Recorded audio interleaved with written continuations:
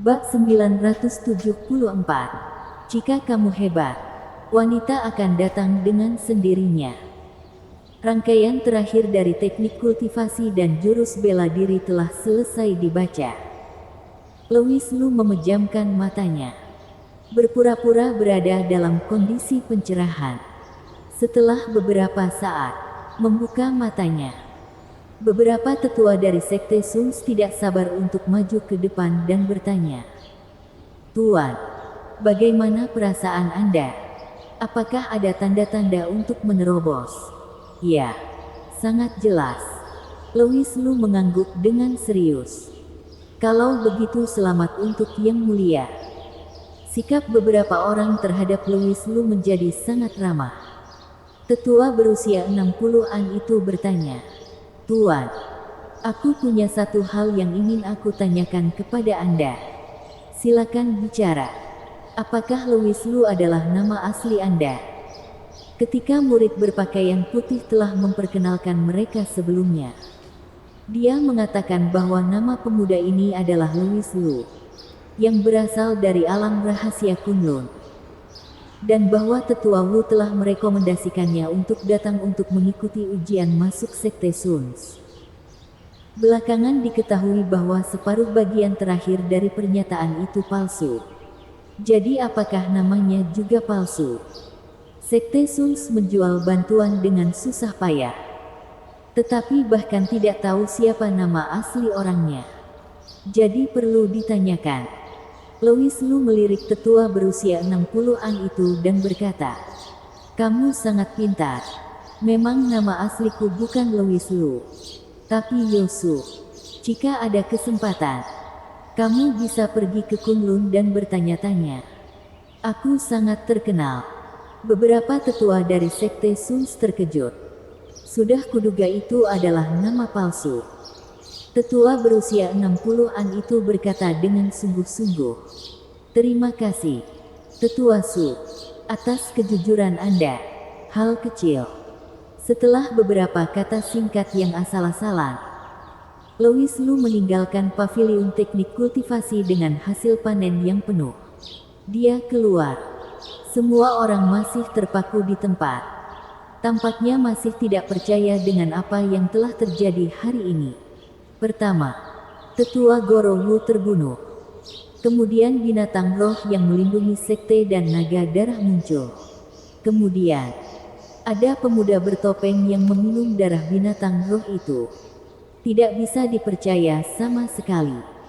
Ketika mereka melihat beberapa orang keluar, tempat yang berisik itu langsung hening.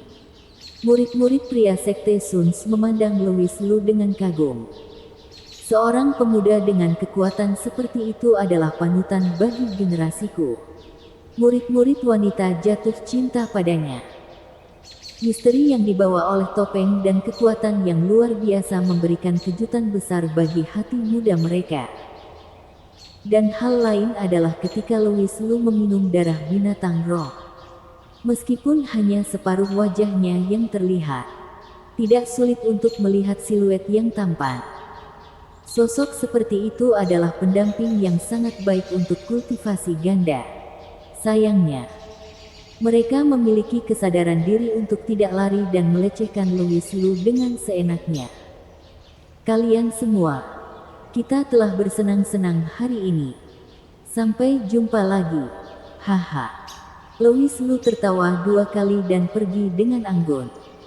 Beberapa tetua mengimbanginya dengan senyuman dan berkata, "Ya, ya, sangat menyenangkan." Hanya ketika Louis Lu sudah jauh, mereka menyingkirkan senyum mereka dan berkata dengan ekspresi serius di wajah mereka, "Tentu saja kamu senang, tapi kami sengsara." Bahkan ketua sekte sudah tidak ada dan senior harimau juga terluka parah. "Senang pantatku." Louis Lu berpura-pura tidak mendengarnya. Dia berjalan keluar gerbang Sekte Sun. Louis Lu berhenti dan berbalik untuk melihat orang di belakangnya. Dia mengolok-oloknya. "Untuk apa kamu mengikutiku, senior? Hidupku diselamatkan olehmu. Aku ingin melayanimu di masa depan." Orang di belakangnya tidak lain adalah Bohamading. Dia tidak punya nyali untuk memanggil Louis Lu sebagai saudara Lu lagi. Louis Lu menggelengkan kepalanya dan berkata, "Maaf, aku tidak suka anjing penjilat. Pergilah kemanapun kamu suka. Jangan ikutiku." Setelah mengatakan itu, dia pergi. Bohamading murung dan setelah beberapa saat terdiam, dia terus mengikuti di belakang Louis Lu. Dia mengikutinya sampai ke pintu masuk alam rahasia Kunlun. Louis Lu berhenti sejenak, menoleh ke arah Bohamading lagi dan bertanya, "Apakah kamu benar-benar ingin melayaniku?" Meskipun Louis Lu sangat tidak senang dengan perilaku menjilat Bohamading, bagaimanapun juga, itu adalah takdir Tao. Sekarang pihak lain telah berusaha untuk bertahan. Lebih baik dia menerimanya saja. Begitu Bohamading mendengar ini, dia merasa ada kesempatan, dan segera berlari ke depan dengan penuh semangat dan berlutut di depan Louis Lu. Berkata, "Senior, mulai sekarang, hidup Bohamading ini adalah milikmu. Jika kamu membiarkan aku mati, aku tidak akan pernah berani hidup. Baiklah. Aku akan membiarkanmu bergabung dengan pasukanmu karena penampilanmu yang baik di hadapan para tetua tadi." Louis Lu berkata dengan nada enggan. Bohamading sangat gembira. "Terima kasih, Senior. Panggil aku Ketua Paviliun." "Terima kasih, Ketua Paviliun, karena sudah bersedia memberikan kesempatan ini padaku." Bohamading berterima kasih. "Ingat, wanita tidak akan datang jika dijilat. Semakin kamu menjilat, semakin kecil kemungkinan pihak lain akan menganggapmu serius. Yang kamu butuhkan adalah membuat dirimu cukup baik. Jika kamu hebat, wanita akan datang dengan sendirinya." Louis Lu memberikan nasihat dan Bohamading terbangun seperti mimpi. Mereka berdua memasuki Kunlun dan kembali ke paviliun Louis, di mana Louis Lu menyuruh Bohamading untuk menetap sesuka hati sebelum kembali ke kamarnya dengan cepat. Selama 3 hari 3 malam, dia tetap di balik pintu tertutup. Tentu saja bukan melakukan hal itu, tetapi menulis dengan penuh semangat. Pada saat dia berhenti menulis, sudut kamar Louis Lu dipenuhi dengan tumpukan manuskrip. "Wanita, datanglah ke kamarku sekarang juga." Louis Lu meletakkan kuas tintanya dan mengayunkan lengannya, lalu mengeluarkan selembar slip diok komunikasi dan mengucapkan sebuah kalimat pendek. Dalam waktu singkat, sosok yang menawan mengetuk pintu kamar Louis Lu dan menatapnya dengan tajam dan berkata, "Sungguh tidak sopan memanggilku wanita. Mereka yang tidak tahu akan mengira kita memiliki rahasia yang tersembunyi." Orang yang masuk bukanlah kakak Louis Lu, melainkan calon ibu mertuanya, Ella Lu. Dengan mata menyipit dan senyum ceria, Louis Lu berkata, "Bukankah benar bahwa ada rahasia di antara kita?"